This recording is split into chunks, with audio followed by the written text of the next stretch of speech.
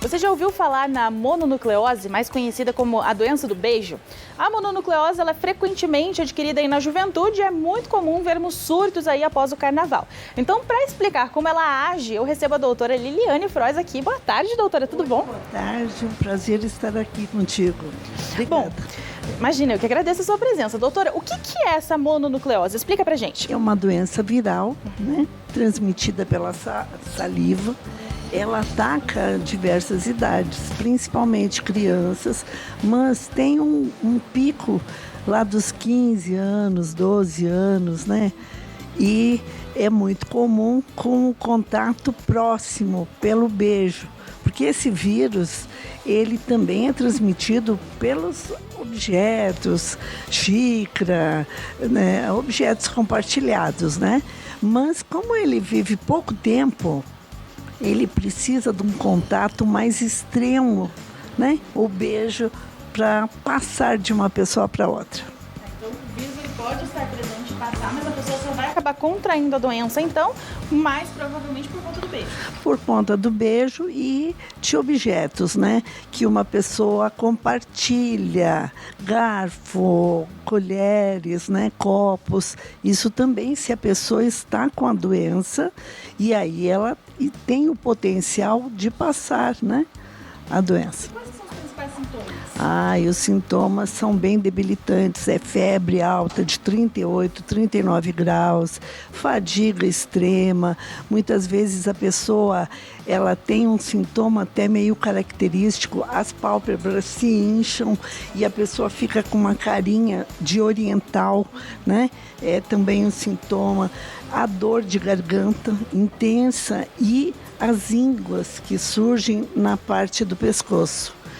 E dependendo da pessoa, dependendo do seu status imunológico, como a gente diz, uma pessoa imunocomprimida, ela pode ter sintomas bem mais intensos. E pode evoluir para alguma outra doença mais? Nossa, sim, pode evoluir para problemas neurológicos, para problemas que o baço incha e pode estourar, mas isso é raro, gente. Não fica, né? Em geral é uma doença até autolimitada. A gente diz assim, acontece nas crianças como uma amigdalite e as pessoas vão no médico, tratam com sintomático, com analgésicos, repouso, muito líquido, né? Muitas vezes o mais comum é isso, né?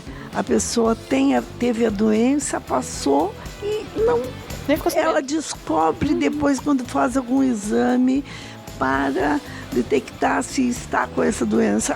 Opa, já tive doença. Só que é uma doença que ela tem um potencial linfoproliferativo, ou seja, um potencial que pode lá no futuro ocasionar até o carcinoma da orofaringe, alguns linfomas. Então, é um vírus de uma família chamada Herpes viridae, do herpes, que ele tem essas diversas carinhas, essas diversas facetas.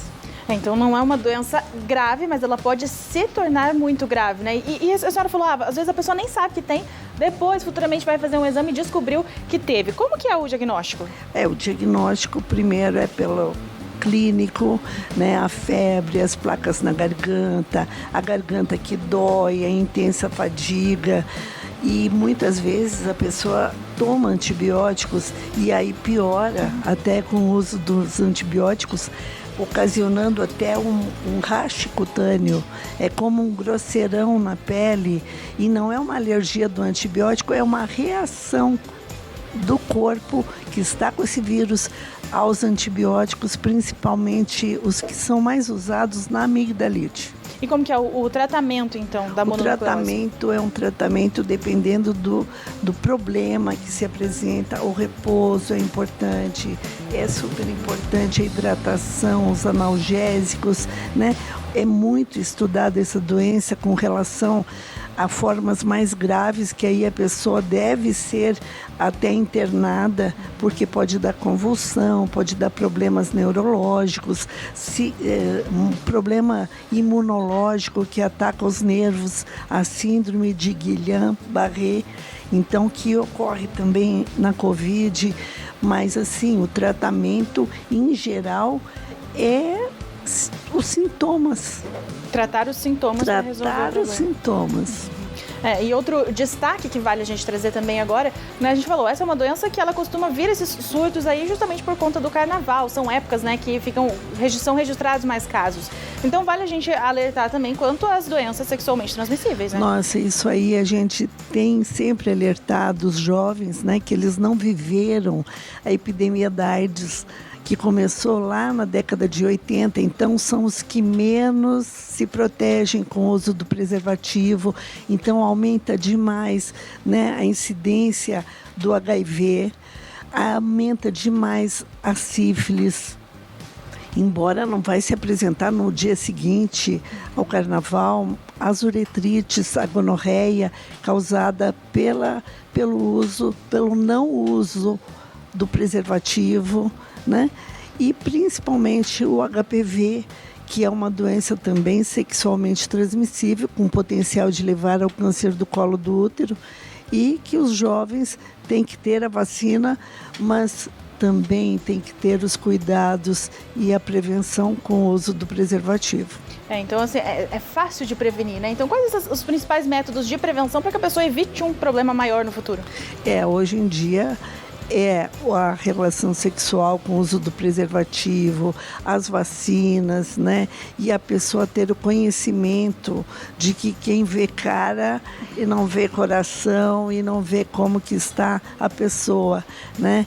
E os jovens que não têm um comportamento de risco, né? O uso de drogas, então é muito mais fácil fazer o sexo sem saber com quem, quando a pessoa recebeu ou fez uso de uma droga, né?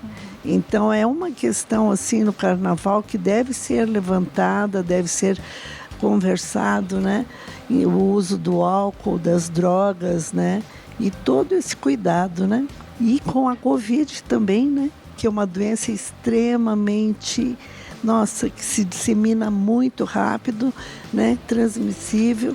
E que também, através do beijo, de contatos, sendo que o vírus vai ficar nas superfícies, né? É outro comportamento, mas a gente tem que estar de olho. São várias questões aí que as pessoas podem estar suscetíveis, então vale a atenção aí para tudo. Doutora, muito obrigada pela sua participação. Obrigada, eu que agradeço. Até uma próxima.